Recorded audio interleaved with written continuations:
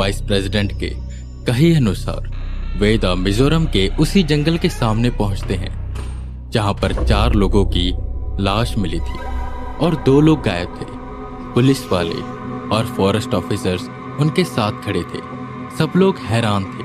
हालांकि पुलिस इसे किसी सीरियल किलर का काम बता रही थी तो फॉरेस्ट ऑफिसर किसी जानवर का, और वहीं वेदा को अंदर से कुछ भी सेंस नहीं हो रहा था। ना ही कोई नेगेटिव एनर्जी थी और ना ही पॉजिटिव। इवन ये भी सेंस नहीं हो रहा था कि अंदर कोई जीव है या नहीं। वो जंगल बिल्कुल किसी कोरे कागज की तरह था जिस पर कुछ लिखा हुआ नहीं था। वेदा ने वाइस प्रेसिडेंट से कहा था कि वो मॉन्क्स को भिजवा दें और वेदा अब इस जंगल के सामने खड़े होकर उन्हीं मॉन्क्स का वेट कर रहे थे कि तभी दूसरी तरफ से केसरी कपड़ा ओढ़े, हाथों में तांबे के लोटे लिए, नंगे पैर 5-6 मॉन्क्स वेदा की तरफ आते हैं। उनके सर पर बाल नहीं थे, उनके हाथ में एक कंठी थी और वो मॉन्क्स बाकी के मॉन्क्स से कुछ अलग लग रहे थे क्योंकि जो पॉजिटिविटी वेदा को उनके अंदर सेंस हो रही थी वो आज तक किसी और मॉन्क से उन्हें सेंस नहीं हुई थी। खैर, वो मॉन्क्स आते हैं और सबसे पहले जंगल को देखते हैं, आपस में कुछ बातें करते हैं और फिर वेदा की ओर आते हैं। उन 6 मॉन्क्स में से 5 मॉन्क्स की उम्र ज्यादा नहीं थी, पर जो एक मॉन्क था वो देखने में काफी बूढ़ा लग रहा था।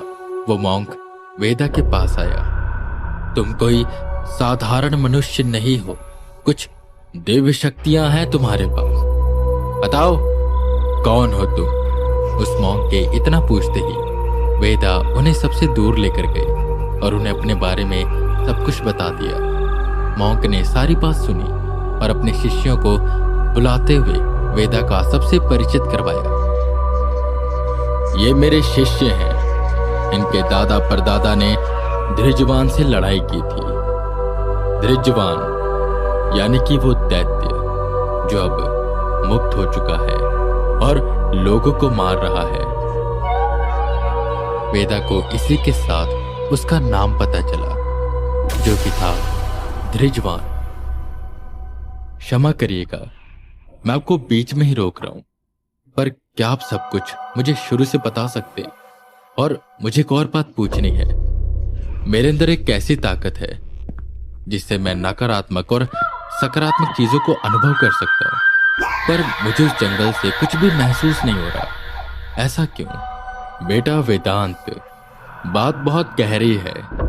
तुम्हारे पास शक्तियां हैं नकारात्मक और सकारात्मक को देखने की और उन्हें महसूस करने की, पर ये उन्हीं के लिए काम करेगा जो इस दुनिया के हों, यानी कि देवलोक, भूलोक, पाताल लोक। और बहुत से लोगों को लगता है कि बस दुनिया इतने में सिमट कर रह जाती है, पर यह ब्रह्मांड कितना बड़ा है ये तुम नहीं जानते। इस ब्रह्मांड में कितनी दुनिया समाहित है और उनके अंदर कैसे कैसे ताकतवर जीव हैं, नकारात्मक भी और सकारात्मक भी। और वहां के वो जीव कितने शक्तिशाली होंगे ये हम सोच तक नहीं सकते। वेदांत, ये जीव धृजवान, इसके बारे में मैं तुम्हें सब कुछ बताऊंगा, पर सबसे पहले मैं तुम्हें बता दूं कि ना तो देवलोक का है, ना भूलोक का और ना ही पाताल लोक का। ये इस दुनिया के जीव है ही नहीं, और ये उस दुनिया से आया है जिसके बारे में हम कुछ नहीं जानते।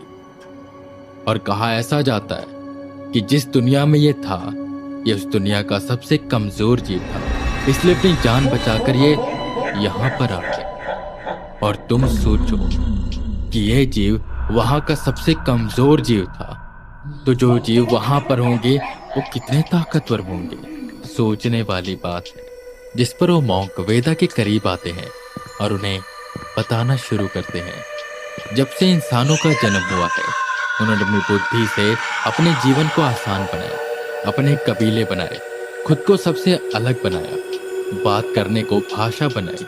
शुरुआती समय में जब कुछ नहीं था, आत्माएं भी नहीं हुआ करती थी, क्योंकि इंसान जब अकाल मृत्यु मरते हैं तो आत्माएं बनते हैं, भटकते हैं यहाँ वहां। तब होते थे दानव, राक्षस, इनमें से कुछ पाताल लोक से आते थे और कुछ दूसरी दुनिया से। ऐसा ही एक जीव है ये उमाकर थापा। यहाँ पर एक गांव बसाते हैं, क्योंकि उनका पूरा गांव बाढ़ में डूब चुका था। रोज इस जंगल से एक राक्षस आता था और यहाँ से एक गांव वाले को खा कर जाता था, और अगर गांव वाला ना मिले तो किसी पशु को। तब मेरे पिता और इनके परदादाओं ने मिलकर मंत्रों से, शस्त्रों से इस दानव को कैद किया, और उन्होंने इसे नाम दिया था रिचवा। मैंने इसे अपनी आंखों से देखा है, और मंजर मैं आज तक भुला नहीं पाया। डरावनी आंखें, वो बड़ा खुला हुआ मुंह, उसमें से झांकते तीखे तीखे दांत, और सर से निकलते 2 सींग, जो सींग थे ही नहीं बल्कि हाथ जैसे कुछ चीज थी। दुबला पतला सा शरीर पर लंबाई किसी जिराफ जैसे, और उसकी आवाज ऐसी जिससे केवल इंसान सुन ले तो अंदर तक सिहर जाए। उसे किसी तरह हमारे पूर्वजों ने कैद किया और किसी जंगल में छुपा दिया। पर जब से इंसान तरक्की करने लगा है, उसकी जरूरत रोटी, कपड़ा और मकान से बढ़ गई है। तब से वो जंगलों को काटने लगा है, अपने लिए और भी ज्यादा घर बनाने लगा है, और प्रकृति के साथ छेड़छाड़ करने लगा है। बस इसी तरह किसी ने कर दिया होगा उसे ऐसा। देखो बेटा वेदांत, हम उसे कैद तो कर देंगे, पर तुमको उसे रोक कर रखना होगा, क्योंकि ये प्रक्रिया बहुत लंबी है, और तब तक तुम्हें उससे लड़ना होगा और उसे रोक कर रखना होगा। वेदा बस उसी जंगल की ओर देख रहे थे। वेदा को हाथ से झंझोड़कर उस मॉन्क ने कहा, वेदांत, सुन रहे हो ना, तुम्हें क्या करना है? वेदा हाँ में सिर हिलाते हैं। जंगल से उन्हें कुछ भी सेंस नहीं हो रहा था, और जैसा वो मॉन्क बता रहा था कि वो किसी और दुनिया का जीव है जिसे वेदा सेंस नहीं कर सकते, तो इससे उन्हें और भी ज्यादा डर लग रहा था, क्योंकि आगे पीछे वो एनर्जी को सेंस करके उससे लड़ पाते थे। पर यहां पर कब कोई आया, कब कोई गया और कहां से गुजरा, उन्हें पता ही नहीं चलेगा, तो वो लड़ेंगे कैसे? वेदा डर रहे थे, और पहली बार ऐसा हुआ था कि उन्हें इतना डर लग रहा था, क्योंकि जिसका वो सामना करने जा रहे थे वो इस दुनिया का नहीं बल्कि किसी और दुनिया का था, जिसके बारे में किसी को कुछ भी नहीं पता था। बस ये है कि वो इंसानों से पहले यहां पर था। वेदा एक बार अकेले ही जंगल में जाने का सोचते हैं, पर वो मॉन्क उन्हें समझाते हैं कि कभी भी इस जंगल में अकेले नहीं जाया जाता। किसी तरह आखिर में यह फैसला होता है कि जंगल में मॉन्क्स, 4 पुलिस वाले, 10 फॉरेस्ट ऑफिसर और वेदा जाएंगे। वाइस प्रेसिडेंट ने वेदा के लिए काफी सामान भिजवाया था, जिसमें कुछ वेपन्स, टैबलेट और एक इंजेक्शन था। इंजेक्शन गाढ़े लाल रंग का। उसके साथ एक चिट्ठी भी थी जिस पर लिखा हुआ था,